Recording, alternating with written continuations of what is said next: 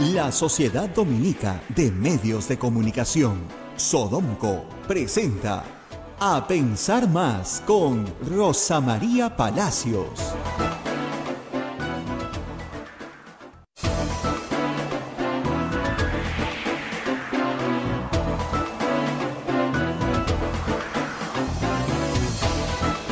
Señoras, señores, muy buenos días. Bienvenidos a Pensar Más con Rosa María Palacios a través de las emisoras de la Sociedad Dominica de Medios de Comunicación.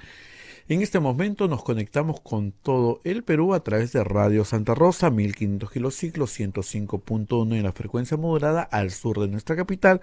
En Chimbote está transmitiendo Radio Santo Domingo, en Arequipa Radio San Martín, en Ucayali Radio Cepagua, en la Convención Radio Quillabamba, en Puerto Maldonado Radio Madre de Dios. Son las emisoras dominicas del Perú. También se une a esta transmisión en este y en otros horarios, Radio Huánuco, en Huánuco, Ayacucho, La Voz de Ayacucho, Puno, Radio Pública, Ancash, Salón Moro, Huancayo, Radio Cumbres, la radio del Arzobispado, Satipo, Radio Milenio, Abancay, Radio Estación Solar, Yurimagua, Radio Oriente, Cajamarca, Radio Los Ángeles, Lampa, Radio San Valentín, Cerro de Pasco, Radio Activa, Huanta, Radio Continental, Onda Digital TV nos pone en sus pantallas, AM Tagua nos pone en podcast en todo el Perú y el mundo para que usted pueda escuchar este programa a la hora que desee. Y también estamos en las plataformas móviles del Facebook de Radio Santa Rosa, el Facebook de Radio Quillabamba, el canal de YouTube de Radio Santa Rosa y también la página web de Radio Santa Rosa, que es www.radiosantarosa.com.pe. Muy bien, hoy día es 16 de diciembre y bueno, en breves instantes Rosa María va a conversar con la congresista Flor Pablo por este terrible problema que enfrenta la educación universitaria. Y después de conversar con la congresista Flor Pablo, también Rosa María va a estar comentando sobre esta última denuncia que salió ayer en el portal Epicentro, donde hay una declaración de unos testigos, de un testigo que habla que la hija del ministro de Educación, Inés Gallardo, y la congresista de Perú Libre, la señora Vázquez, estarían implicadas en la difusión de las pruebas que se dio en el sector magisterial. Esto es una denuncia muy grave que tendrá que ser investigada. De todo eso va a estar conversando Rosa María Palacios, a quien ya saludamos. Rosa María, adelante, muy buenos días. Muy buenos días, Abel, y muy buenos días a todo el público que nos acompaña esta mañana en Radio Santa Rosa y en toda la red Sodomco y aliados. Para empezar el día, les anuncio que en un instante vamos a estar con la congresista Flor Pablo, pero primero tenemos que hacer las menciones correspondientes a los auspiciadores de este programa. Empezamos con la Pontificia Universidad Católica del Perú. Somos la primera universidad peruana en alcanzar el puesto 13º en América Latina, según el ranking QS Latam 2022, gracias a una formación de calidad internacional que transforma nuestro país. Pontificia Universidad Católica del Perú. Hotel La Cuesta de Caima, de la Asociación Santa Catalina de Sena de las Madres del Monasterio de Santa Catalina. Es la mejor opción para tu estadía en Arequipa. Lo recaudado por el hotel sostiene las instituciones de apoyo social de las madres que benefician a niños, niñas, mujeres y adultos mayores en estado de vulnerabilidad. Informes en el Facebook e Instagram del Hotel La Cuesta de Caima en Arequipa. Policlínico Ángeles de la Salud. Ofrece servicios de calidad en salud a precios al alcance de todos. Servicio de rayos X, mamografía, laboratorio, análisis clínico, ecografía, endoscopía, tópico, farmacia, servicio de ambulancia. Contamos con un staff de médicos de alta calidad y modernas instalaciones con todas las normas de bioseguridad. Las madres dominicas del convento de Santa Catalina contribuyen con sus oraciones por la salud física y espiritual de nuestros pacientes. Calle Antero Peralta, A10, Urbanización San José Humacoyo, frente a la Iglesia del Sagrado Corazón de Jesús en Arequipa. Colegio Sagrado Corazón Sofiano, 74 años al servicio de la educación en Arequipa, formando integralmente a la niñez y juventud desde la pedagogía de luz y verdad. El proceso de admisión para el año 2022 está abierto. Colegio Sagrado Corazón Sofiano, formamos en luz y verdad. Colegio privado bilingüe Reina de los Ángeles, situado en La Molina, Lima, tiene como meta la educación en las virtudes cristianas para construir una sociedad más humana, más fraterna y más feliz. El Colegio Bilingüe La Asunción, perteneciente a la Congregación de las Hermanas Dominicas de la Inmaculada Concepción, ubicado en Trujillo, La Libertad, brinda una educación a jóvenes y niños basados en las virtudes y en la espiritualidad dominica. Colegio Santa Anita brinda educación católica desde el diseño curricular Luz y Verdad. Es una gran opción a los papás que buscan para sus hijos una educación de calidad con valores. Cuenta con docentes en el manejo de los entornos virtuales del aprendizaje para el desarrollo de habilidades de los alumnos que los hagan competitivos en la sociedad. Y finalmente, el Colegio Santo Tomás de Aquino, de los Padres Dominicos, ofrece excelencia académica y formación cristiana para la vida. Abre el proceso de admisión para el año 2022 para primaria y secundaria. Informes en los teléfonos 987-118-509 y 426-3390. Colegio Santo Tomás de Aquino, 129 años formando en valores cristianos. Muy bien, estos han sido nuestros anunciantes. Ahora vamos a los temas de nuestro programa. Y la educación, vaya que es el tema del día. Una tremenda denuncia de Epicentro a cargo de Daniel Llovera, pone en cuestión todo el examen docente, ya estaba en cuestión, por cierto, pero los orígenes de la corrupción dentro del mismo Ministerio de Educación. Pero antes de hablar de ese tema, por supuesto, vamos a hablar de la amenaza en la que se ha convertido la Comisión de Educación y el Congreso de la República contra la reforma universitaria. Y para eso estamos con la ex ministra de Educación y congresista de la República, parte del bloque Educación en el Congreso, la señora Flor Pablo. Gracias por estar con nosotros. Buenos días, Rosa María. Muchas gracias por la invitación. Bueno, aquí temprano porque la señora congresista tiene junta de portavoces, así que empecemos por lo nuestro y luego haremos el largo comentario que hacemos habitualmente en las mañanas. ¿Qué posibilidades hay de que la Comisión de Educación reconsidere la votación que por mayoría aprueba la posibilidad de dar otra oportunidad a universidades no licenciadas? Ese es un proyecto, y el otro proyecto que se recree una suerte de Asamblea Nacional de Rectores en la SUNEDU. ¿Qué posibilidad se tiene de revertir esto en comisión? Mira, yo ya creo, Rosa María, que ninguna, porque la votación fue el viernes pasado, una convocatoria. Mira, del jueves, que estábamos en pleno, nos llega la convocatoria, nos mandan los predictámenes, muy rápido, al día siguiente se hace la sesión, una sesión además con un cambio de secretario técnico, totalmente atropellada, fue un desorden de sesión, la votación primera del dictamen respecto a la segunda oportunidad a las universidades no licenciadas. Yo pedí la reconsideración en 2 oportunidades en la sesión antes de que se cierren los acuerdos como manda el reglamento, no se hizo caso. La sesión pasada del día martes he vuelto a solicitar tampoco, entonces yo ya veo imposible porque es manejo del presidente, lamentablemente. Entonces, si no somete siquiera a votación y tiene una actitud totalmente cerrada frente a los hechos, porque además él es parte interesada, ¿no? Entonces, es uno de los autores. Claro, yo sé que no tiene mayoría, pero no pueden pedir es una cosa rara que se pida, la censura del presidente de la comisión. Bueno, en realidad yo sigo con el procedimiento respecto a la conducción de la mesa, ¿no? Y lamentablemente hay incluso una congresista de Fuerza Popular que señaló su voto, como ocurre en otras ocasiones cuando no se pueden conectar por este tema de la semipresencialidad, envió su voto por la plataforma y en esta oportunidad, casualidad, no valía el voto de la congresista. Y su voto hubiera cambiado completamente el sentido del resultado final, ¿verdad?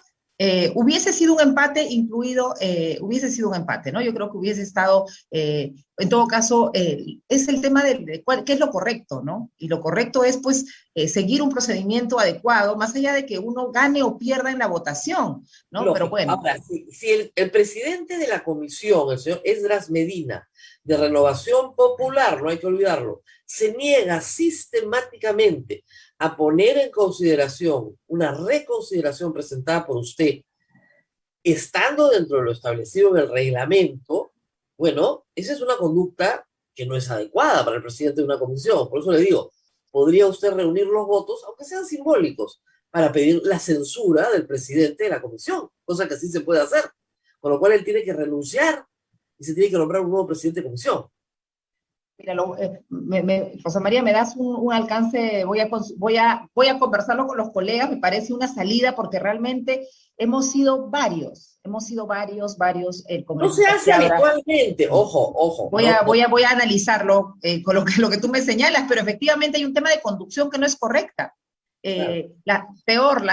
El martes pasado, mi participación, mi solicitud, el audio se desconectó, o casualidad, ¿no? Todos decían, no escuchamos a la congresista, y nadie escuchaba nada, ¿no? Y lamentablemente también la mesa directiva, hay que decirlo, el vicepresidente es el señor Alex Paredes, ¿no? De Perú Libre. Y ahí también, o sea, lamentablemente, estos planteamientos en contra de la reforma universitaria van de la mano de Renovación Popular, van de la mano de Perú Libre. Ok, vamos al tema político ahora. Ya di un camino procedimental para ver si se puede hacer una reconsideración, o que por lo menos conste que un grupo de congresistas minoritario no está de acuerdo con la conducción y se presentó una moción de censura. La ruta que yo estaba siguiendo era enviar a la Comisión de Ética, ¿no? Que es No, la Comisión de Ética no sirve para nada, que congresista. estaba siguiendo porque acá hay un tema de respeto, ¿no? De respeto al procedimiento y a una parlamentaria, ¿no? Y a su derecho. Por mayoría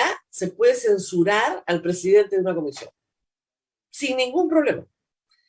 Y los miembros de la comisión decían que no va a ser su presidente, le quitan el respaldo, puede continuar en la comisión, si así lo desea su partido, pero ya no es el presidente, porque el presidente... Claro, pero entenderás, con los intereses que hay, con la mayoría que hay ahorita en la Comisión de Educación, en realidad, difícil la posibilidad, pero es más el gesto, ¿no? Como tú señalas. Claro, pero van a salir unos titulares bien bonitos, ¿sabes? El señor Edras Medina va a ser bien famoso. Así que yo creo que habría que hacerlo famoso, ¿no es cierto? Dándole este camino. Ahora, yendo a la parte política, no deja de sorprender, yo ayer he hecho un programa, la semana pasada también, la coincidencia entre Renovación Popular y Perú Libre y Fuerza Popular. Es decir, los extremos que se unen en la Comisión de Educación. ¿A qué atribuye usted esto, más allá del conservadurismo que los une, ¿verdad? ¿A qué atribuye que el señor Valdemar Cerrón dé declaraciones anteayer diciendo, pero por favor, no somos nosotros, son los de Renovación, estamos apoyando a Renovación Popular? ¿A qué atribuye esta extraña mezcla, esta alquimia que nadie entiende? Mira, aquí hay un tema en realidad sí hay puntos en común, y uno de ellos es efectivamente el manejo de los intereses particulares. En un caso, los negocios educativos, y en otro caso, en las universidades públicas, también la repartija que ha habido en la universidad respecto a los grupos políticos. En realidad sí estamos hablando en ambos casos de coincidencias. Por ejemplo, ¿por qué la SUNEDU le significa un obstáculo? Bueno, pues le significa un obstáculo porque viene a poner orden en la universidad pública, viene a poner orden en la universidad privada, y viene a transparentar también las finanzas. Ojo, eso es algo que se habla poco, pero parte de las condiciones básicas ha sido mirar los estados contables de las universidades, y ahí se ha encontrado de todo. Y efectivamente, eso golpea a ambos, en ambos casos hay grupos de poder, hay grupos de corrupción, tanto en la universidad pública como en la universidad privada. Entonces ahí se junta Perú Libre, ¿no? Desde su negación a las reformas, ¿no? Y que quieren mantener esta situación de gobierno, de desgobierno en las universidades, y por otro lado los intereses que tienen los negocios educativos. Y también no solo queda ahí, Rosa María, se junta congresistas de Acción Popular, ¿no? Que también uno podría decir, claro, solo los extremos. No, también partidos como Acción Popular están respaldando estas iniciativas lamentables, ¿no? Y tenemos también parte del fujimorismo. En realidad, nosotros, como tú señalabas, en un momento hemos constituido este bloque parlamentario pro reforma, somos 21, ojalá se vayan sumando más, pero luego está en realidad repartido en todos los partidos estos intereses, ¿no? Que ahí sí, ahí no hay extremos, ahí es transversal el tema de los intereses políticos y económicos. Sí hay un tema ideológico, hay que decirlo, que es el tema de tener una agenda conservadora. O sea, la forma en la que se tranquilizó el presidente, que el partido de gobierno no tuvo la Comisión de Educación, y él fue a pedirla personalmente, también, cosa que no tiene precedentes en la historia republicana, fue que me dijeron, no te preocupes, estamos poniendo a una persona evangélica. Entonces, la agenda de género no va, ¿no es cierto?, a homosexualizar a nuestros niños en las escuelas. El problema es que esa misma posición la encontramos no solamente a la derecha, sino en Perú Libre, que desprecian la igualdad, que tienen el mismo problema y una serie de prejuicios mentales rarísimos sobre el tema de igualdad entre hombres y mujeres. Y eso está reflejado en la Comisión de Educación. ¿Cómo lidiar con eso? Bueno, lamentablemente la Comisión de Educación está entre el conservadurismo, entre los que están apostando por una precarización y avalando también, lamentablemente, la repartija en espacios como que quieren volver a esas repartijas en las universidades públicas, que quieren volver a la informalidad en la universidad privada. Realmente es lamentable, ¿no? Y excusas hay, ¿no? Excusas hay. Decir, por ejemplo, que la SUNEDU es la responsable de haber cerrado las universidades es, a ver, espérate un ratito, la SUNEDU es la responsable de autorizar, el que no cumplió es la universidad privada, entonces es el argumento al revés, ¿no? Claro, usted es maestra y ha escuchado muchas veces a los alumnos decir, la profesora me jaló.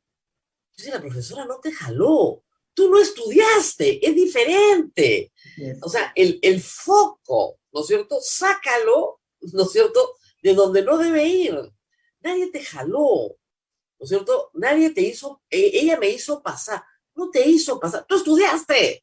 El foco está, bueno, pasa lo mismo en una conducta muy infantil, hay que decirlo, por parte de los congresistas. Ahora, ha tenido usted ataques muy concretos. El señor Guido Bellido, en su cuenta de Twitter, ha dicho que esta es la reforma morada. Y yo me quedo impresionada, porque parece que no entiende que en 2014 se aprobó la ley y que no existía el partido morado.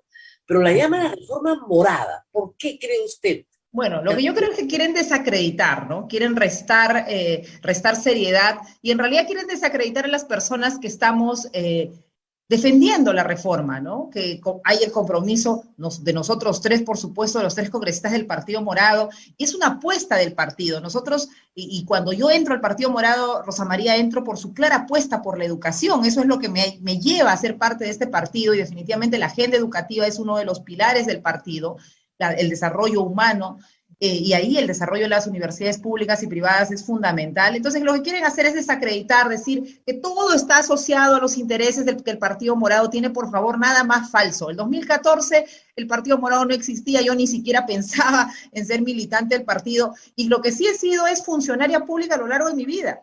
He trabajado en diferentes gobiernos, entonces si me tienen que aludir mi experiencia a un gobierno, en realidad se equivocan, tendrían que señalarme a los diferentes gobiernos en los que he trabajado, porque así funciona el trabajo del funcionario público. Es lamentable, ¿no? Yo les mandé ahí una respuesta que por favor con argumentos, con respeto, con la verdad, ¿no? Y no tratando de confundir, porque creo que los fake news han entrado, ¿no? Son ahora parte de la exposición de motivos de los proyectos de ley, ¿no? O sea, que la SUNEDU cierra, que todos son víctimas ahora de la reforma, cuando efectivamente es una reforma perfectible, Rosa María, nadie duda de que hay que mejorar, pero es no... Porque usa el mismo argumento que usan algunos partidos de derecha, las consultorías millonarias. ¿Qué consultorías millonarias? Pero que Guido Bellido diga lo mismo que dice gente fujimorista o Rafael López Aliaga, es algo increíble, son iguales y nadie se había dado cuenta, son lo mismo. Cambian las etiquetas, pero el contenido del envase, lo que hay adentro, es exactamente igual.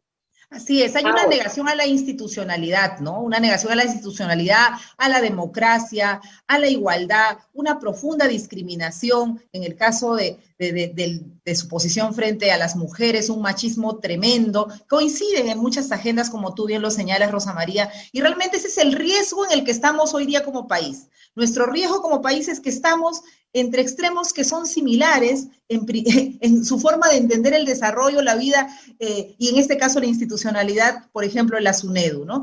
Y además a eso se suma no solo el Congreso y sus similitudes, sino se suma a un ejecutivo precario, y un ejecutivo, por ejemplo, cuyo ministro de Educación no sale a decir nada, y cuando saca un comunicado no dice, realmente ese comunicado no dice nada. Vamos a ir al ministro de Educación en un instante, pasemos primero por un problema que yo he conversado con Ricardo Cuenca esta semana, que es notorio. Yo escribí mi columna la semana pasada y comencé a, mirar las hojas de vida de cada miembro de la Comisión de Constitución, perdón, de Educación que había votado a favor de estos proyectos versus su educación universitaria. Lamentablemente, de los 8 que han votado a favor, 1 no tiene educación universitaria, pero 4 han pasado por universidades no licenciadas, incluyendo al señor Esdras Medina. Y lo que ellos sostienen, aunque no lo digan abiertamente, pero nos están discriminando. Porque ahora mi título no vale, pues. Entonces, yo no puedo permitir que mi título no valga.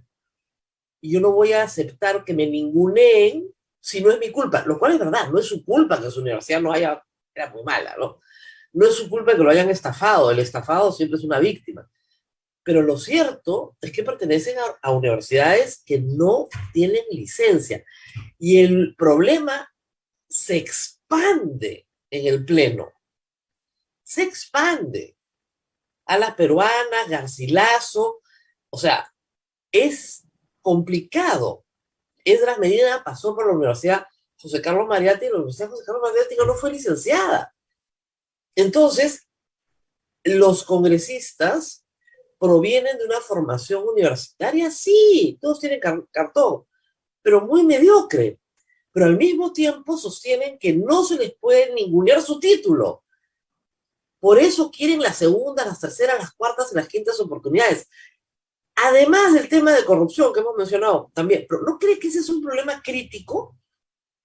Sí, pero justamente, Rosa María, que hay un conflicto de intereses, ¿no?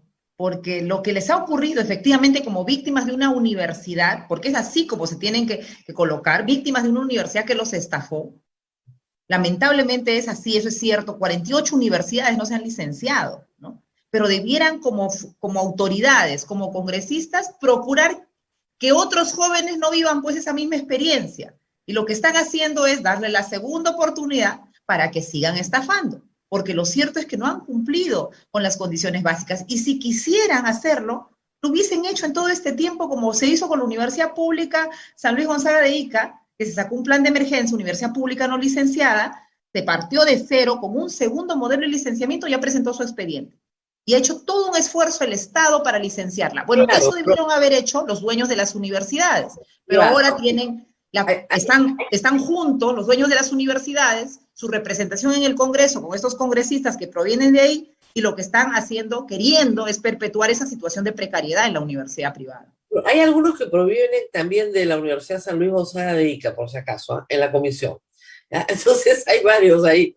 Pero el problema, al final del día, es que hay también un enorme desconocimiento. Yo conversé con el jefe de SUNEDO hace ya varios meses, y él me decía que cualquier universidad puede presentarse cualquier día. Así es. No necesitan una ley. No necesitan un nuevo plazo. Tocan la puerta, señor. A mí me han denegado mi licencia, sí, pero ya me organicé. Ya gasté la plata que tengo que gastar. Ya contraté a los profesores con maestría. Estas son mis finanzas. Ya no le doy un sueldo de 2 millones de soles al rector todos los meses. ¿Ok? No financio los negocios de los dueños.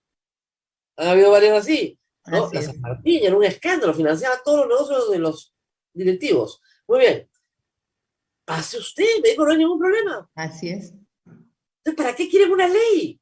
¿Para qué? Para saltarse la ley, para no tener que pasar por el licenciamiento porque han salido jalados, Rosa María. Para eso quieren esta segunda oportunidad, porque si quisieran y fueran empresarios serios, lo que tendrían que hacer es organizarse, como tú bien señalas, presentarse nuevamente y obtener su licenciamiento. Eso nunca se les ha negado. Así es, no está prohibido presentarse nuevamente. Nadie les prohíbe, ojo, señores congresistas, nadie les prohíbe presentarse nuevamente.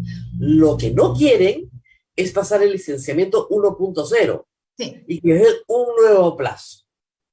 Para seguir estafando, eso está clarísimo, porque, digamos, con todo, la César Vallejo gastó sus 400 millones de soles, le dolió pues a César Acuña, pero tiene su licenciamiento. Y entiendo que en este momento ellos sí defienden la reforma, hoy. ¿Es así? ¿Usted ha encontrado en APP una defensa de la reforma?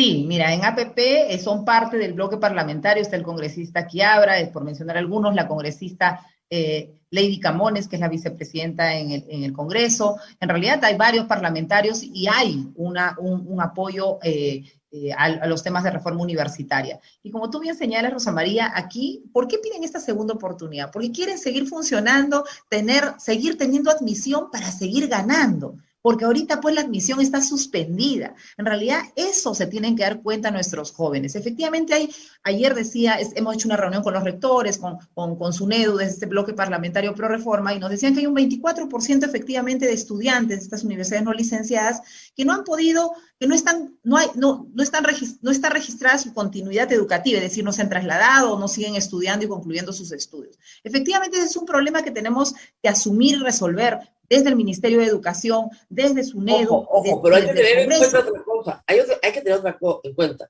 De las demás universidades privadas, sobre todo, hay también un problema de deserción fruto de la pandemia, que se va a ir modificando en la medida en que regresemos a la presencialidad.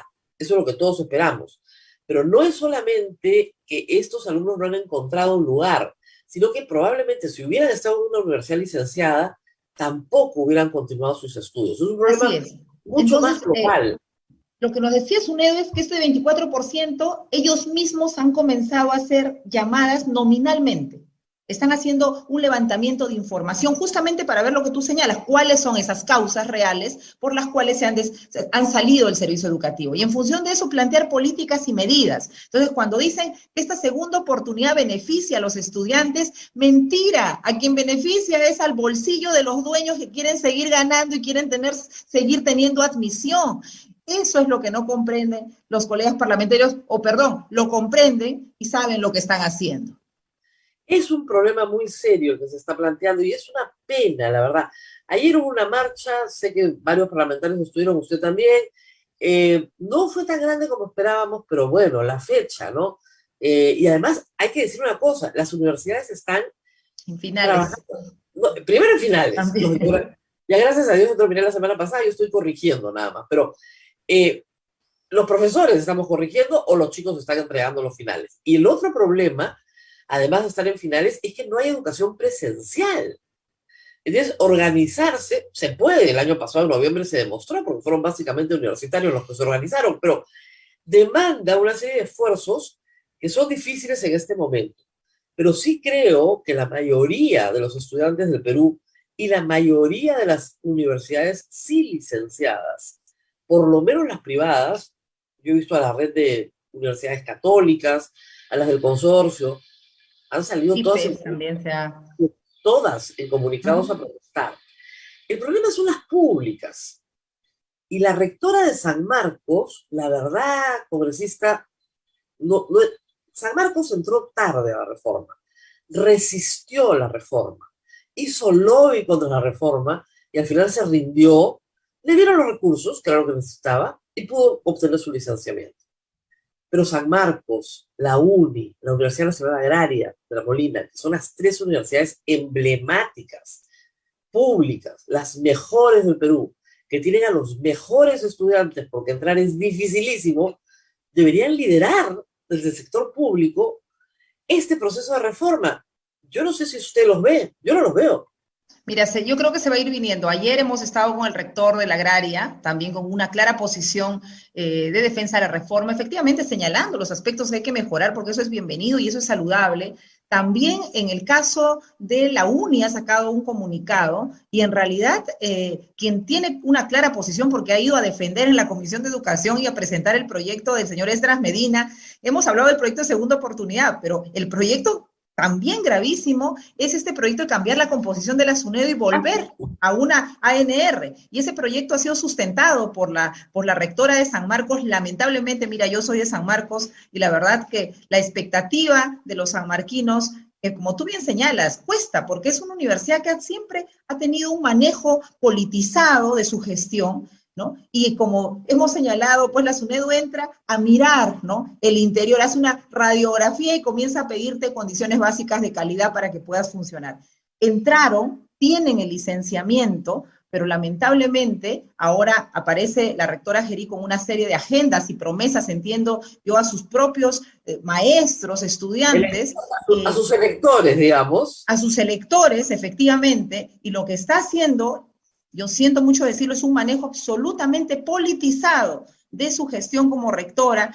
¿Y qué hace una rectora yendo, por favor, a la Comisión de Educación a sustentar un proyecto de ley que lo que busca es volver a la Asamblea Nacional de Rectores? Yo le puedo comprender todos los problemas que ella señala respecto a la gestión, a las mejoras que hay que hacer en SUNEDU, a las mejoras que hay que hacer en el ministerio. Toda su crítica es bien recibida y bienvenida, y muchas de ellas con sustento. Pero de ahí apoyar el dictamen que va a cambiar la composición, ¿cuándo se ha visto que una superintendencia, un órgano fiscalizador autónomo técnico, tiene en su composición a 2 representantes de universidades públicas, a representantes de universidades privadas? Porque quien representa lleva intereses, es clarísimo, a representantes de colegios profesionales. Entonces acá estos 2 dictámenes afectan directamente la reforma, porque en primer lugar se salta el tema de las condiciones básicas, es decir, las 48 no licenciadas van a tener carta libre para seguir, y en segundo lugar, tienen que redondear pues lo que están haciendo, tienen que cambiar la composición de la SUNEDU para que les permita operar como antes se hacía, antes de la ley universitaria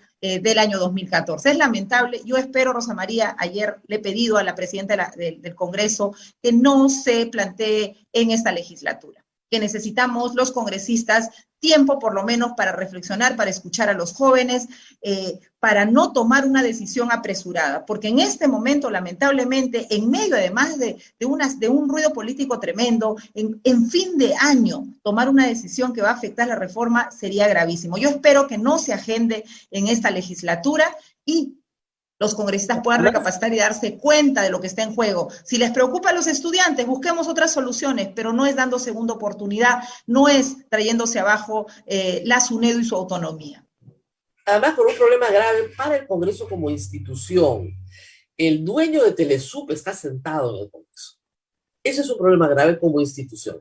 O sea, el propietario, promotor, fundador de una universidad no licenciada está sentado en el Congreso. Y hay que recordar que durante el breve mandato de Merino, inmediatamente los congresistas de Podemos comenzaron a acosar a la SUNEDU, como diciendo, ya llegamos al poder con Merino, nos toca. Y esto fue un escándalo. Entonces, han tenido una conducta sistemática de boicot a la reforma, porque el señor Luna no quiso invertir lo que su amigo, ¿no es cierto?, César Acuña se invirtió. Si invertía, podría tener todavía su negocio, pero fue una decisión comercial. Si él invertía, tenía su negocio. No quiere invertir y quiere que los alumnos le paguen el negocio. No funciona así. Pero lamentablemente está sentado en el Congreso. Ese solo hecho ya te obligaría al Congreso a tomar medidas radicales para evitar el conflicto de interés. Mira, yo presenté un proyecto de ley, Rosa María, en agosto. Fue de los primeros proyectos de ley que presenté y lo comenté también aquí en tu programa sobre el conflicto de intereses. Que no hayan congresistas, dueños, promotores de negocios educativos tomando decisiones, ¿no?, desde sus bancadas o participando en votaciones, pidiendo comisiones fiscalizadoras o demás. Mira, hasta ahora está en la Comisión de Constitución, porque de hecho no interesa, ¿no? Porque el Congreso lamentablemente se ha utilizado como un espacio para hacer esto, hacer leyes en favor de determinados grupos de poder económico, ¿no? Y acá, lamentablemente tengo que decirlo porque me he reunido también con los estudiantes de Telesub. Una vez que se negó el licenciamiento, que son los estudiantes de Telesub unas víctimas de toda esta situación, una vez que se negó el licenciamiento, la universidad tenía hasta 2 años para el plan de cierre o volverse a presentar. Y luego tenía con la pandemia 3 años más. ¿Pero qué ha pasado? Tenía que solicitarlo, por supuesto. Telesub no ha solicitado esos 3 años más y se le ha vencido el plazo ahora en julio. Entonces, ahorita, ellos prácticamente ya están en plan de cierre y es por eso que necesitan esta ley de segunda oportunidad para seguir existiendo, para seguir lucrando. ¿Pero qué le dicen a los estudiantes? Necesitamos oportunidad para ayudarte a ti porque la SUNEDU nos ha cerrado. Y no, por favor, quien no ha cumplido con sus estudiantes es la universidad. Y más bien, lo que tenemos que ver son medidas de sanción y reparación para esos estudiantes, de sanción a la universidad que les ha generado este problema y de reparación a los estudiantes que han sido víctimas, que son víctimas de una gestión universitaria que lamentablemente, incluso teniendo la oportunidad de ampliar por 3 años más para poder ordenarse, no lo ha hecho. Esa es la verdad de esta universidad. Y son en total, porque también hay el problema de las peruanas, que son las dos más grandes, son 250.000 estudiantes. Como usted dice, el 75% se ha reubicado. Gracias a Dios, entró a otra universidad. Y entiendo que en universidades como la César Vallejo, por ejemplo, han recibido masivamente estudiantes de las peruanas, estudiantes de otras universidades. Hay un 24% que efectivamente tal vez crea que les van a dar una nueva oportunidad. Y hay que decirle a ese 24% que no va a dar ninguna oportunidad, que tienen que empezar a buscar un camino universitario fuera de la estafa. Así es. Pero es difícil, hay que reconocer que es difícil porque son universidades muy baratas y hay un problema, como en tantas cosas, de asimetría de la información. Los padres de familia que matriculan a sus hijos en universidades privadas muy económicas, por lo general, son padres sin formación universitaria. Sus hijos son su esperanza, son su primera generación en la universidad. ¿Cómo puede saber ese padre qué es lo mejor para sus hijos si no tiene la información? Es muy difícil. Y lo estafan, pues, y lo convencen, y lo enredan. Entonces dices, no, sí, de acá mi hijo sale ingeniero, ¿no? Por fin, una persona de mi familia va a ser ingeniero. Y resulta que tu hijo no es capaz de construir nada. Claro, no solamente hay que buscar estar matriculado, ¿no?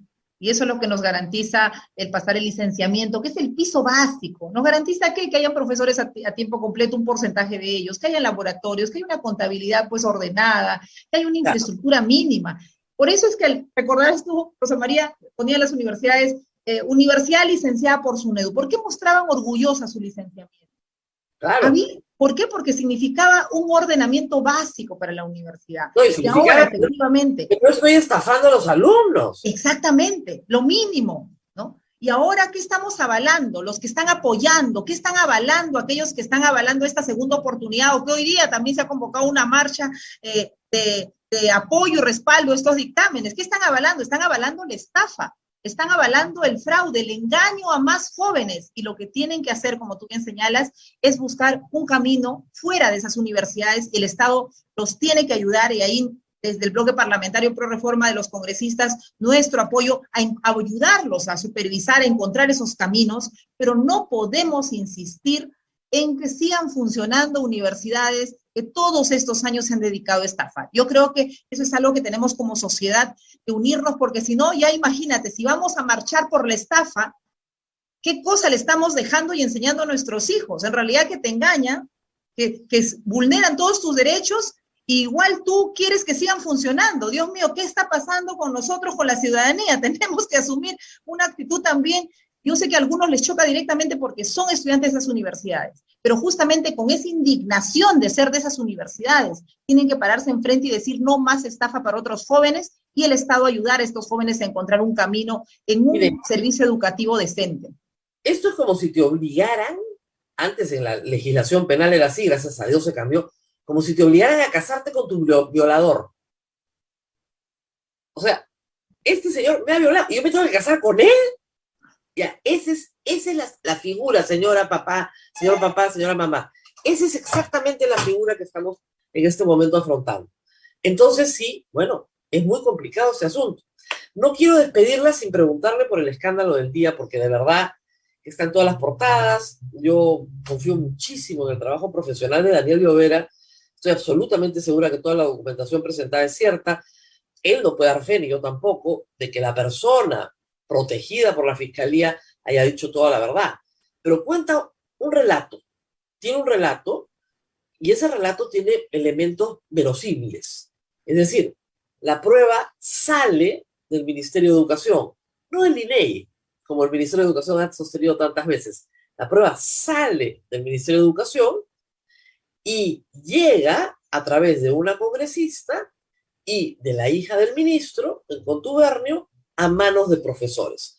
Lo que se puede probar, porque INEI ha demostrado por todos los medios que no son ellos, es que sí sale una prueba del Ministerio de Educación y que los receptores la tienen. porque estas denuncias se presentan antes de la prueba. El fiscal en San Martín va, revisa la prueba y encuentra que son exactamente las mismas preguntas de conocimientos generales, como también sucedió en el Cusco y en otras zonas del Perú donde los profesores fueron a hacer las denuncias. Entonces, los dos hechos son más o menos a estas alturas claros. La prueba se conoció antes de la prueba. La prueba salió del Ministerio de Educación. La acusación es que un grupo de maestros que efectivamente también está aprobado, viajaron a Tarapoto con la congresista Lucinda Vázquez, con ella, y estuvieron en Tarapoto, el viaje sí está aprobado, recibieron de ella y ellos a su vez transmitieron a otros estas pruebas. Es más, la congresista en entrevista con Daniel Llovera dice, yo sé quién es la persona que ha hablado. Lo cual es una confesión, le digo, bastante extraña. Si yo no conozco al ministro, no conozco a su hija, no sé de qué me está hablando, no tengo la más remota idea, ¿cómo voy a conocer al testigo protegido? O sea, es una cosita un poquito rara, ¿no? ¿Qué piensa de todo esto? Mira, en primer lugar, Rosa María, yo creo que aquí hay un objetivo básico y primero, y es desacreditar la evaluación docente. Bueno. En realidad, este gobierno ha entrado señalando que la evaluación es un elemento que no sirve, que los profesores debieran entrar de manera automática. ¿Ya? Ese es en primer lugar que hay que tenerlo en el registro, lamentablemente. Y yo sí esperaba una posición de enmienda respecto al tema de evaluación, pero con las acciones que se han ido tomando, en realidad lo que te dicen es que efectivamente no han hecho nada por más bien generar confianza alrededor de la evaluación docente. Mira, a lo largo de estos años, la evaluación siempre ha funcionado de manera técnica y correcta. Y efectivamente, el jefe del INEI fue a la Comisión de Educación, yo le hice preguntas sobre la seguridad y ahí tampoco no hay un tema de que uno pueda pensar que se ha vulnerado la seguridad. El ministro lamentablemente no fue a las citaciones que hicimos, pero ojo, estos cuadernillos que la prueba no es una sola prueba, como algunos piensan, son 28 cuadernillos distintos, y el cuadernillo que se ha filtrado es uno. Y yo sí esperaba que en lugar de suspender la prueba, tú la puedes suspender un día, 2 días, está suspendida todo este tiempo.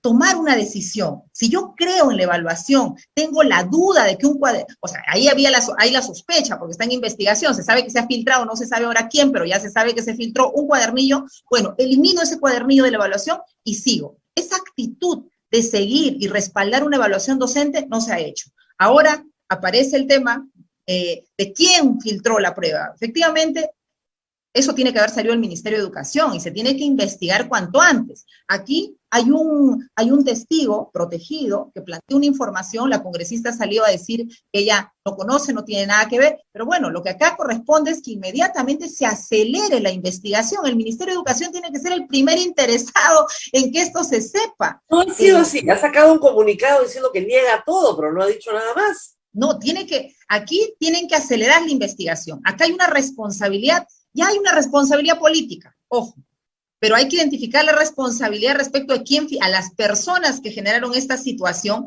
pero a la vez no solo hay la responsabilidad política y la responsabilidad penal que seguramente se identificará, sino también hay una responsabilidad de gestión incluso, Rosa María. ¿Por qué? Porque el no hacer la evaluación, no terminar el proceso de evaluación, nos genera que el otro año los profesores quedan en el desconcierto, los MUILES que se han presentado, y no solo eso, el contrato docente, los profesores contratados son aquellos que quedan en los puestos expectantes que no logran nombrarse. Ahora no tenemos la norma de contratación docente 2022, no sale, tenemos un proceso suspendido. Entonces, acá hay un tema de liderazgo y de conducción, y definitivamente el ministro debiera solicitar la inmediata investigación y la identificación de responsables. La bandera de lucha del presidente de la República y de la sección magisterial que lo acompaña en el Congreso es no dar el examen. El presidente de la República nunca lo ha dado, porque parte de la campaña del 2017 fue el reconocimiento del FENATE o de su sindicato y no al examen docente. Y los congresistas que la acompañan, que son maestros, son jalados del examen docente de manera sistemática. Son los que no pasan. Como no pudieron pasar para maestros, ahora son congresistas, lo cual es bastante raro, ¿no? Pero en fin, Entonces, sí hay un boicot contra la carrera magisterial, o sea, eso está clarísimo, no hay discusión. Lo que sucede es que no pueden derogar la ley porque no tienen los votos. Entonces, lo que se hace es una labor, ¿no es cierto?, una guerra de guerrillas. Entonces, filtro un pedazo del examen para anular toda la prueba. Para desacreditar. La anulo, pero no hay prueba. Y ya pues pasan los años y bueno, tendremos que modificar para que asciendan por antigüedad y no por mérito. Y regresamos al esquema anterior. Así es. Porque no pueden derogar la ley. Todo el problema es que el presidente de la República y sus congresistas no tienen los votos suficientes en el Congreso para derogar la ley de carrera pública magisterial, que es su meta. La odian. Ahora, dicho esto, hace poco leí algo que sí merece atención. Un examen en el que solo pasan 5% de los que lo dan es un examen que tiene un problema. Y lamentablemente en los exámenes que se han dado en los últimos años, son exámenes en los que la mayoría de los profesores, la gran mayoría, son jalados. Pero además, prepararse para estos exámenes tiene un costo que los profesores no asumen, porque no tienen cómo. Y además, estas academias que repartieron los exámenes, que la academia Auge, ahora todos nos hemos enterado de que esto existe, y además hay el problema, son varios problemas, porque esto es multifactorial siempre, ¿no? Pero sí hay problemas con el examen. Entonces, sí podríamos atender esos problemas, ¿verdad? Claro que sí, Rosa María. El primer problema, como tú señalas, es la formación inicial de los profesores. ¿Con qué capacidades van a dar el examen? Y eso no lo podemos discutir. Y, por ejemplo, ese es un tema que no se está abordando la formación en los institutos y en las universidades, porque si no vamos a seguir teniendo el mismo problema. Sí. Y, lamentablemente, por tantos cambios, pero durante la gestión que yo estuve a cargo, por ejemplo, diseñamos un programa previo. O sea, que no haya profesor que dé la evaluación sin una preparación y una actualización previa asegurada por el Estado. Por ejemplo, claro. Otra cosa que estuvimos viendo, el tiempo en el que se da el examen.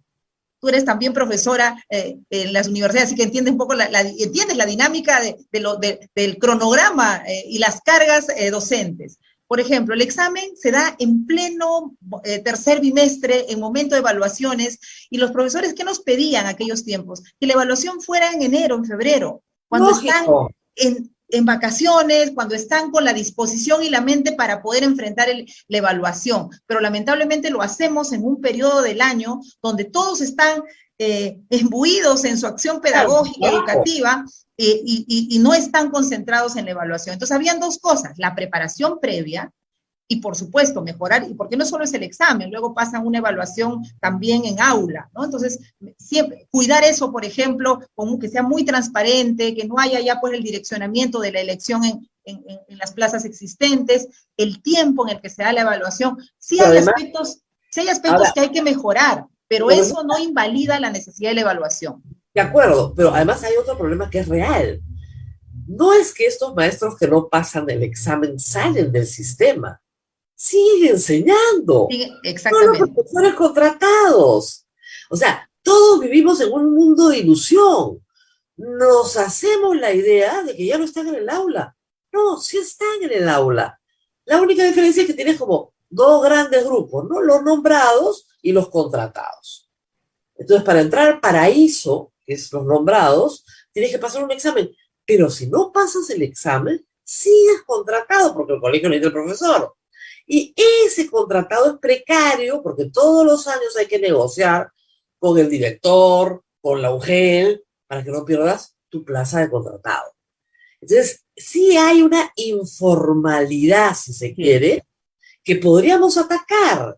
Es decir, darle un poco de estabilidad a ese contratado en el empleo y en el sueldo, pero obviamente no le das el ascenso.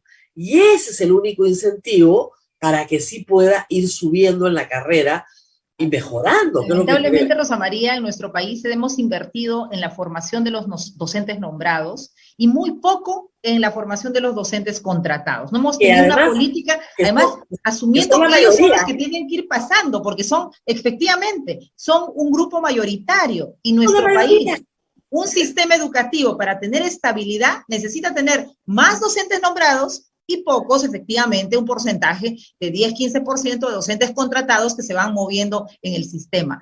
Esos son los problemas de fondo también en nuestro sistema educativo, pero esas cosas no se discuten, pues, no se discuten cómo enfocamos la política de nombramiento, sino, no, entren nombrados sin examen. Ese no es el tema es cómo vemos integralmente el desarrollo de la docencia en nuestro país. No se le puede pedir, claro, no se le puede pedir mucha elaboración, ¿no? Pero, porque justamente no pasan el examen, entonces no tienen la capacidad de elaborar un poco más. Si supieran defenderse, ¿no es cierto?, estaríamos en otra situación. El problema es que se defienden pésimo.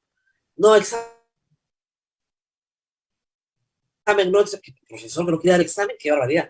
Y no se escarba que sí hay planteamientos atendibles dentro de la situación en la que está la educación peruana, que además que vienen muchos de ellos de pésimas normales que ya se cerraron. Hace 5 o 10 años se cerraron muchísimas normales en el Perú porque eran de pésima calidad. Pero esos profesores que hace 15, 20 años se formaron en esas normales y que siguen todos los años siendo contratados. Y hay profesores que terminan su carrera, se jubilan como profesores contratados durante 40 años.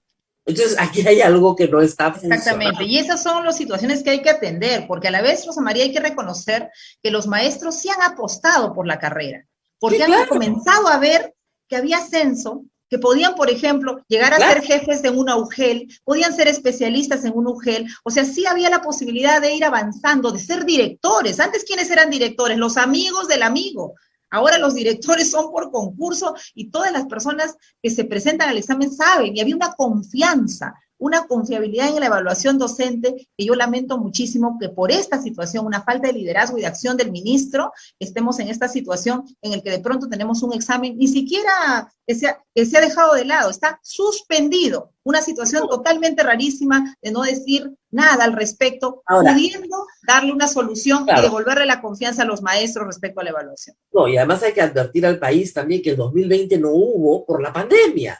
Así es. Si no hay 2020, si no hay 2021, digamos, el cronograma de nombramientos está completamente alterado. Se embalsa.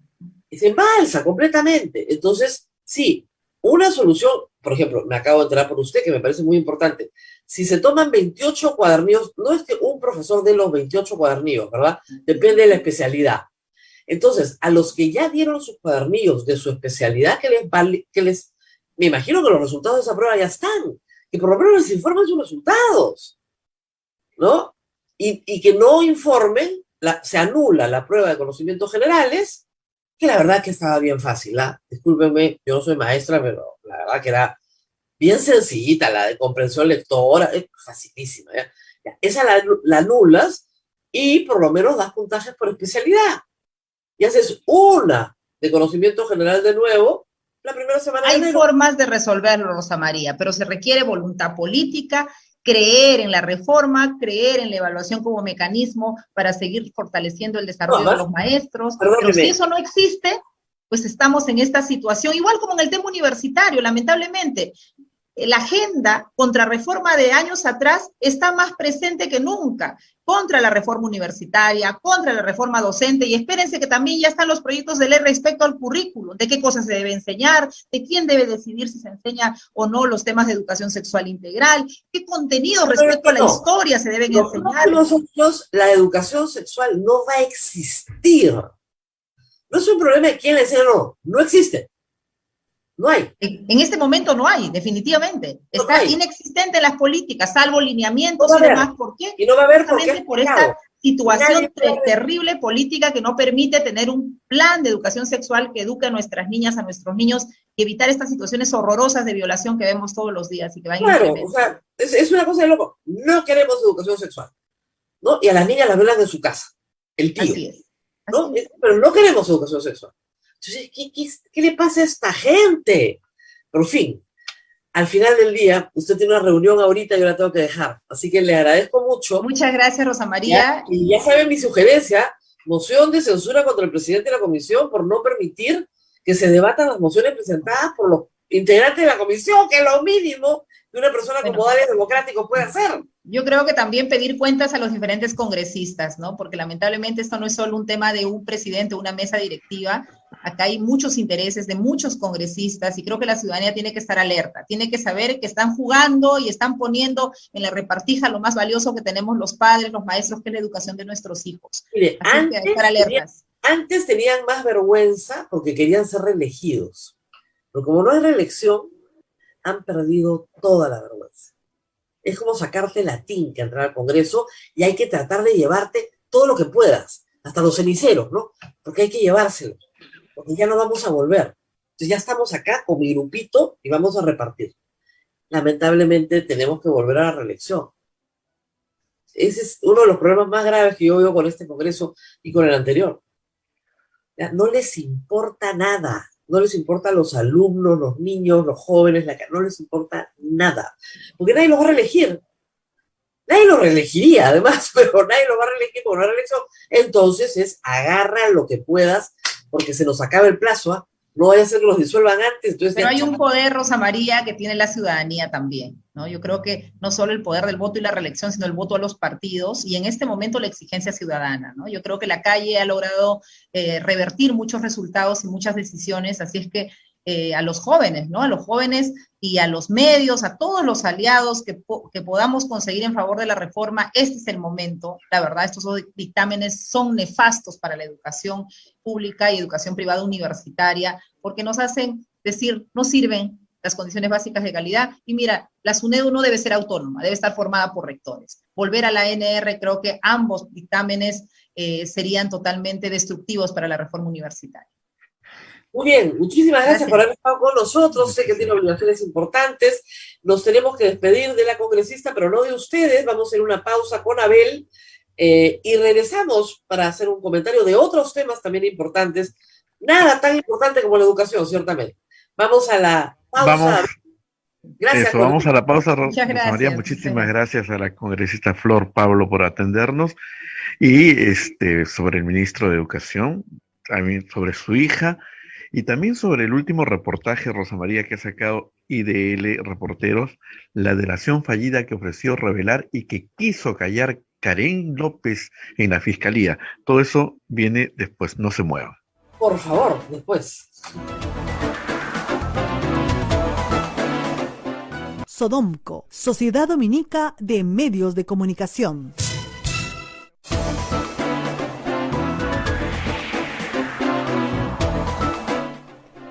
Continuamos con A Pensar Más a través de las emisoras de la Sociedad Dominica de Medios de Comunicación, Sodomco. La Sociedad Dominica de Medios de Comunicación está integrada por Radio Santa Rosa en Lima, Radio Santo Domingo en Chimbote, Radio San Martín en Arequipa, Radio Cepagua en Ucayali, Radio Quillabamba en La Convención y Radio Madre de Dios en Puerto Maldonado. Este es el pool de radios dominicas del Perú. Hay otro grupo de radios que se unen a esta transmisión: Radio Huánuco en Huánuco, Radio La Voz de Ayacucho en Ayacucho, Radio Pública en Puno, Radio Moro en Ancash, Radio Cumbre en Huancayo, es la radio del Arzobispado, Radio Milenio en Satipo, Radio Estación Solar en Abancay, Radio Oriente en Yurimaguas, Radio Los Ángeles en Cajamarca, Radio San Valentín en Lampa, Radio Activa en Cerro de Pasco, Radio Continental en Huanda y Onda Digital TV. Nos tiene la gentileza de ponernos en sus pantallas. Además, AM Tawa, usted puede escuchar este programa en cualquier parte del mundo y puede compartirlo también. Y el Facebook de Santa Rosa, el Facebook de Radio Quillabamba, el canal de YouTube de Radio Santa Rosa y nuestra página web www.radiosantarosa.com.pe. Hoy día hay dos noticias que están muy fuertes, conmocionando prácticamente. Pensamos que íbamos a tener unas fiestas tranquilas, pero con lo que está saliendo no sé si tendremos fiestas tranquilas. Uno es la de Epicentro y la última que ha salido esta mañana es la de IDL Reporteros. Rosa María, por favor. Sí, IDL tiene la mala costumbre de sacar sus primicias cuando yo estoy al aire y tengo que correr a leerlas, pero es una primicia muy importante. Esta sí, de una contundencia enorme, a diferencia de la de Epicentro, donde, por supuesto, el ministro y la congresista niegan conocerse y lo niegan todo, y puede ser tu dicho contra mi dicho, y eso es difícil de probar. Carelín López sí es una persona que ha obtenido, a través del patrocinio de sus clientes, ¿no es cierto?, beneficios concretos del Estado peruano. Y a su vez ha participado concretamente, por ejemplo, en financiar el cumpleaños de la hija del presidente de la República. El problema es que lo que revela IDL Reporteros va un poco más allá. Y para no hacerlo mal, lo voy a leer. Se llama la delación fallida. ¿Qué quiere decir una delación? Voy y confieso. Le digo al fiscal, señor fiscal, yo confieso, pero le voy a contar todo. Todo. ¿Quiénes son mis cómplices? Con detalle. Y eso es lo que la señora Carelín López intentó hacer. Dice IDL Reporteros en una nota firmada por Gustavo Gorriti, Romina Mela y César Prado. Hace pocos días hubo un ofrecimiento fallido, ofrecimiento fallido de colaboración eficaz, según información que ha reportado y constatado IDL Reporteros. Lo hizo Carelín López, quien concurrió entre el 29 de noviembre y el 2 de diciembre a la oficina del procurador anticorrupción Javier Pacheco y luego a la de la fiscal anticorrupción Carla C. Cenarro. En ambos casos fue acompañada por el abogado Fernando Ugaz. El objetivo fue ofrecer su colaboración eficaz, o, como lo expresan con mayor precisión en Chile, en Brasil, su delación premiada. Muy bien. ¿Qué ofreció? ¿Qué ofreció delatar Carelín López? IDL Reporteros consiguió información confiable sobre lo que aquella conversó con el procurador y la fiscal. Entre otras cosas, Carelín López refirió tener información inculpatoria sobre el presidente Pedro Castillo. Dijo haber entregado a través del ahora ex secretario general de la presidencia, Bruno Pacheco, una suma de dinero en efectivo destinada al presidente y previamente acordada con él. El objetivo era tener la puerta abierta para las obras públicas y el acceso a la mayor cantidad posible de contratos. El dinero, que según dijo fue pactado directamente con el presidente, había sido entregado a Pacheco en la semana del 22 de noviembre. La propuesta de colaboración eficaz abortó, qué pena la verdad, abortó el mismo día que intentó presentarse. La fiscal Cesenarro indicó, de acuerdo con información fidedigna, que el primer paso de una delación premiada era reconocer culpa en el delito investigado y luego revelar con pruebas otras ilegalidades que pudieran servir para contrapesar la responsabilidad confesada. Por eso la fiscal no estaba dispuesta a escucharlos si Carelín López no reconocía haber cometido el delito de tráfico de influencias en el caso del Puente Taraca. Insistieron que su información era muy relevante, más relevante incluso de lo que ella estaba investigando. Eso fue lo que le dijeron. Que era sobre un tema muy grave que compromete directamente al presidente. La fiscal Cesenarro repuso que si no era explícito el reconocimiento del delito, no podía iniciar el proceso ni tampoco continuar con la conversación, la cual terminó de inmediato. Poco después, Carelín López cambió de abogado. El actual es César Nakazaki, quien, según parece, se encuentra recién en proceso de estudiar el caso a fondo.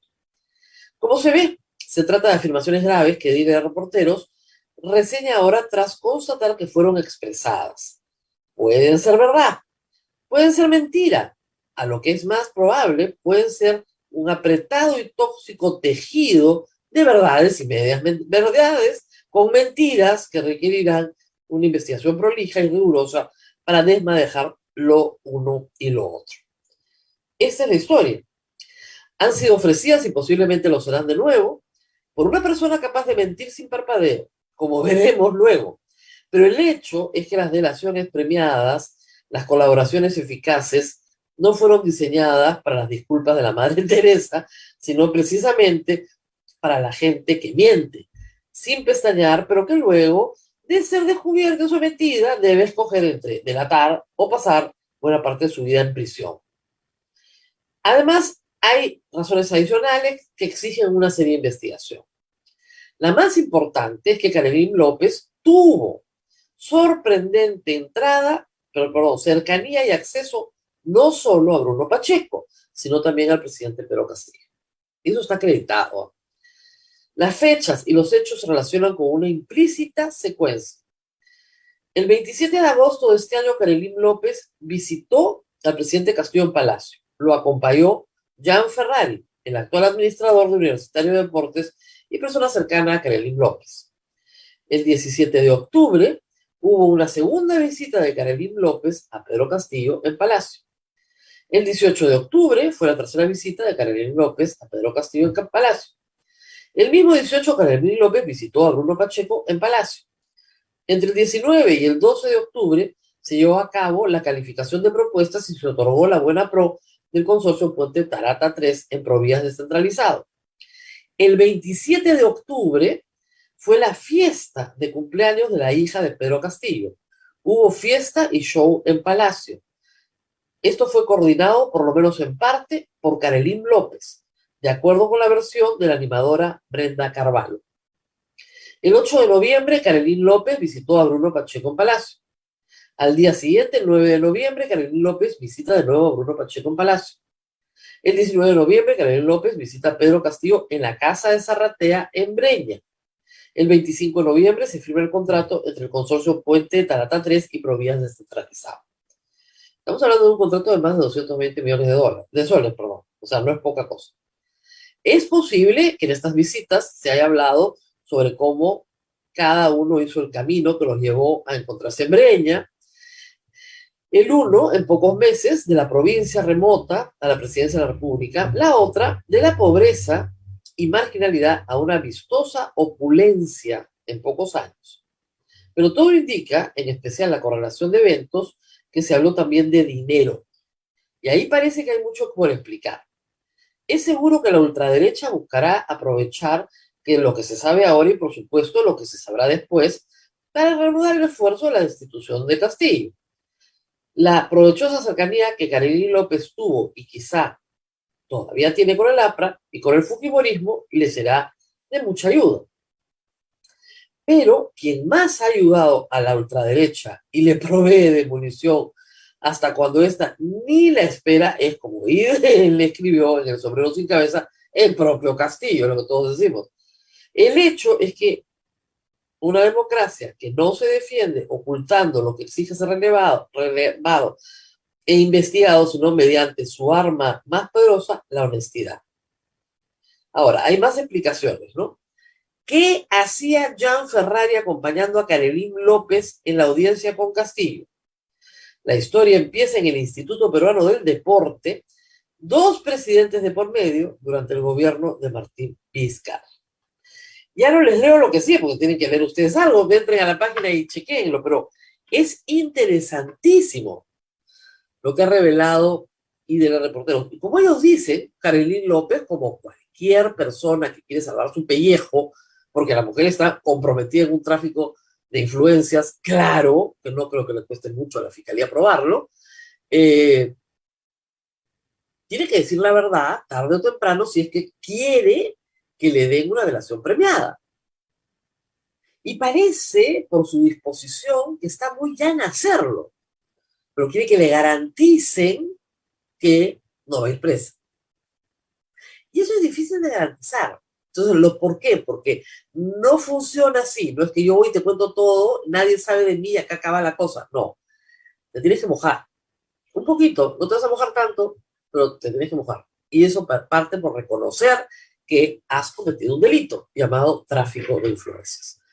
El asunto de la fiesta infantil del presidente Castillo ya está más que corroborado.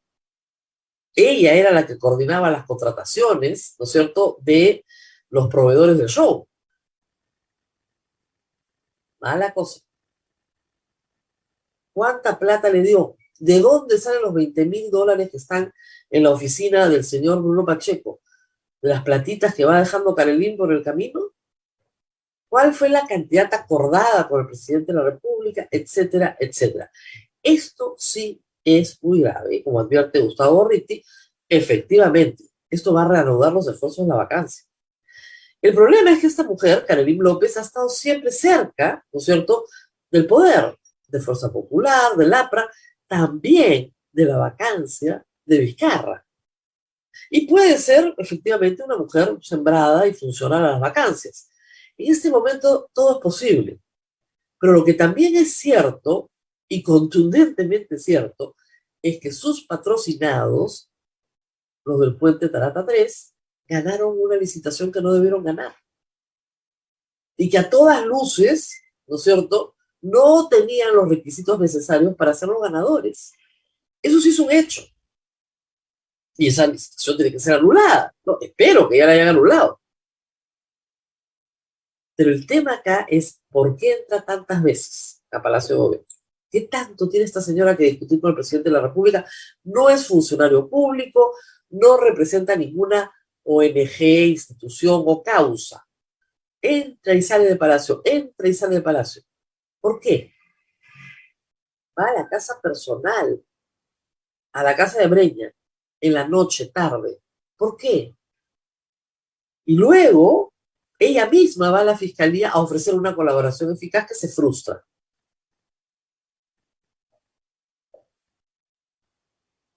Esto puede ser muy malo para el señor Pedro Castillo. Todo dependerá de lo que la señora Carolyn López obtenga para sí misma en la medida que la fiscalía, bueno, llegue a un acuerdo con ella y que su información pueda ser corroborada. Lo que dice, de acuerdo a la información recogida por IDL, es que esto de la cantidad de dinero solo es una parte, porque ofreció mucho más en asuntos muy, muy graves. Vamos a ver. Como dice Abel, nosotros pensamos que íbamos a tener unas fiestas un poquito más tranquilas, ¿no? Pero no hay forma en este país de irse a dormir ni siquiera una siestita. Y ya hay de nuevo un escándalo de corrupción en el cual tenemos que estar todos abocados. No son los únicos problemas. Ayer, y lo teníamos para comentarlo hoy hasta que surgió esto, ayer hemos tenido un problema muy grave con la minería en el Perú. Un problema larvado que viene de atrás, por supuesto. Anunciado en todas las formas al gobierno. El gobierno pensó que se trataba de una bravuconada, ¿no? Una amenaza sin base. Ayer empezó el proceso de cierre en la empresa minera Las Bambas. Se les acabaron los insumos críticos para poder seguir la operación. Todos hemos visto cómo se difundió a través de las redes sociales y el WhatsApp un video desde la chancadora ahí, en el mismo Las Bambas. Y créanme que es Las Bambas porque yo estaba ahí, en ese mismo lugar. Y donde simplemente paró la chancadora, listo, chao.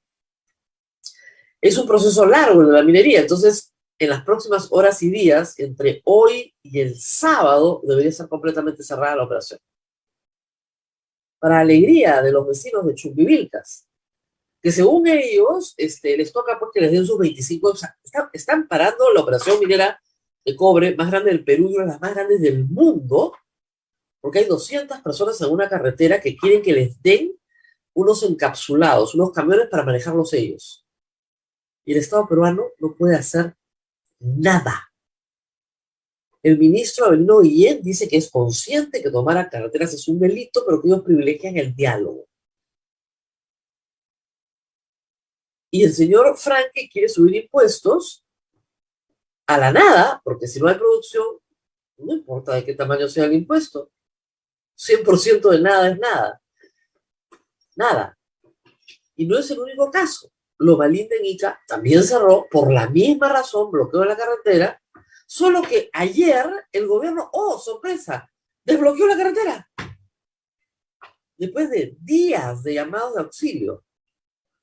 Y teniendo en consideración lo que pasó en Ayacucho, en Apumayo, donde incendiaron las instalaciones, y hasta ahora no pasa nada, con total y absoluta impunidad. El Estado peruano no va a tener ingresos el próximo año si todas las minas comienzan a cerrar. y probablemente se suspendan sus operaciones por un largo tiempo. Y por supuesto los trabajadores irán a su versión perfecta, porque ¿qué le van a pagar? En las Bambas son 9.000 trabajadores. 9.000. Además de miles de proveedores directos e indirectos, o sea, proveedores de proveedores. De toda la cadena que genera para el sur del Perú las compañías mineras más grandes. Porque el corredor minero ahora es de propiedad, ¿no es cierto?, de los vecinos de Chumbivilcas. Y mañana será de Espinar y pasado, porque claro, son 100 camiones acá, pero quieren 100 allá. Al final tienes 2.000 camiones que no necesitas. Y reitero lo que he reiterado en todo momento. El cuento de lo ambiental ya no se lo trae a nadie. Esto es una extorsión. Esto es un chantaje organizado con asesores que vienen de fuera, que cobran porcentajes muy altos de la, ¿no?, succión que quieren hacer de empresas privadas, con el, digamos, beneplácito del Estado, porque se trata de que ellos lleguen a un acuerdo. No, el Estado tiene el monopolio de la fuerza. Yo en particular no puedo contratar un ejército para que me defienda. Yo necesito que la Policía Nacional me despeje la vía, para que yo pueda trabajar, para que pueda tributar, para que pueda dar empleo. Pero acá es un conjunto de delincuentes tomando una vía, extorsionando con el cuento ambiental, porque ya nadie se lo cree, exigiendo plata. Eso es lo único que quieren, plata. Plata sin trabajar, plata. Yo quiero, me saqué la tinca. A 200 kilómetros de donde yo vivo hay una mina. Venga, que me den plata. Porque le dieron plata a los de Fuerabamba, pues. Les pusieron casas, les pusieron colegios, les pusieron escuelas, les hicieron todo lo que había que hacer, les hicieron un pueblo nuevo, precioso. Plata en efectivo, 1.000.000 de soles para cada uno, para que vayan al Cusco, para que pongan tiendas, negocios, etc. Ah, yo también quiero, pues. Yo también quiero un pueblito igualito, que me lo hagan entero. Pidieron de todo, todo se les dio. Entonces ahora todo el corredor minero quiere que le hagan casa, comida. No, quieren trabajo por vida, trabajo perpetuo para sus hijos. Oiga, pero su hijo que sabe hacer eso, ¿qué importa? Trabajo perpetuo. Eso se llama extorsión, pues. Eso se llama extorsión. El Estado peruano no hace nada. Bueno, la mina cierra. Ahí tiene la solución. Vamos a ver qué tan felices van a ser en el corredor minero ahora, que ya no hay mina. El sábado cierran por completo. Le pondrán cadenas, pues ya, chao. Y eso no es una amenaza. O sea, si los insumos que tú necesitas para producir no pueden llegar, ¿cómo vas a producir, pues? O si te van a matar al ingeniero cada vez que sale. Así están las cosas en el Perú, con un gobierno que no hace nada y un profesor que está más entretenido en ver quién le financia la fiesta infantil de su hija. Y todos los que quieren su pedacito de la torta, ¿no es cierto?, están correteándose entre ellos a ver qué pedazo sacan. El de las universidades, el de las transportistas, el que se quiere quedar con el contratito de obra pública, el que quiere deshacer el otro contratito para tenerlo él. Todos esos están, todititos los actores están ahí. Y un montón de emisarios, ¿eh?, que te dicen que con ellos se arregla. Esa es la situación en el Perú en este momento. Muy bien, Abel, es tardísimo ya, nos tenemos que ir.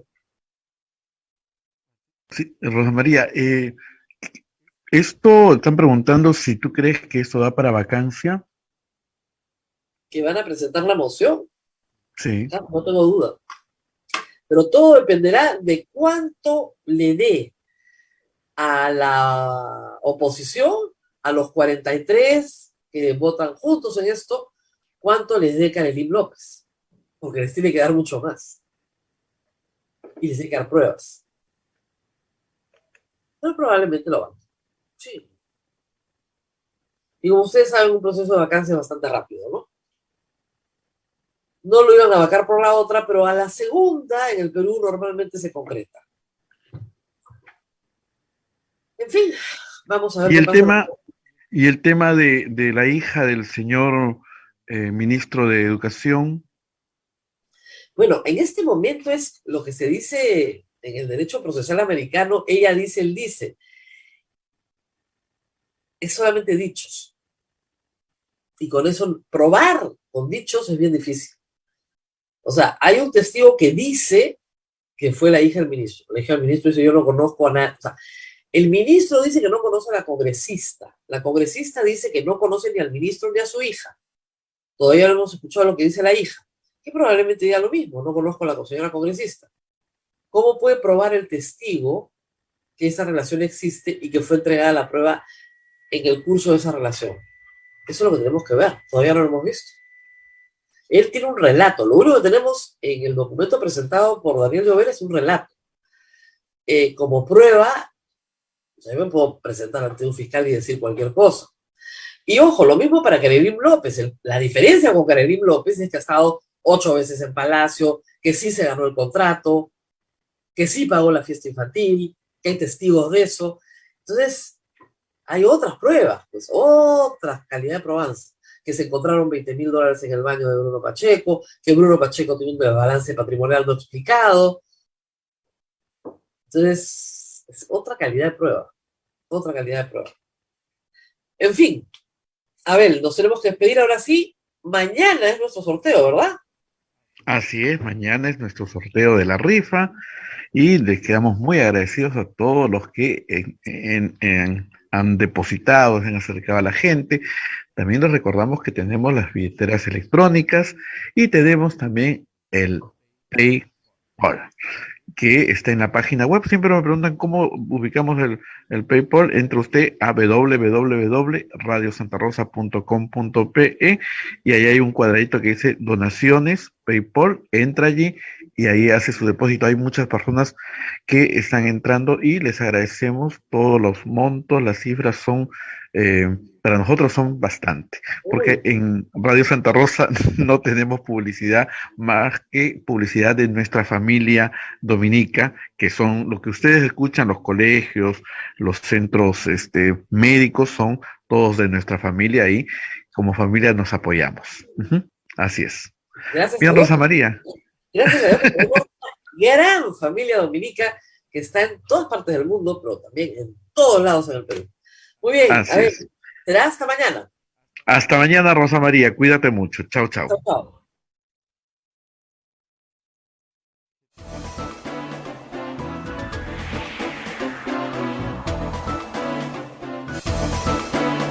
Hasta aquí, A Pensar Más con Rosa María Palacios. Este programa fue producido por la Sociedad Dominica de Medios de Comunicación, Sodomco.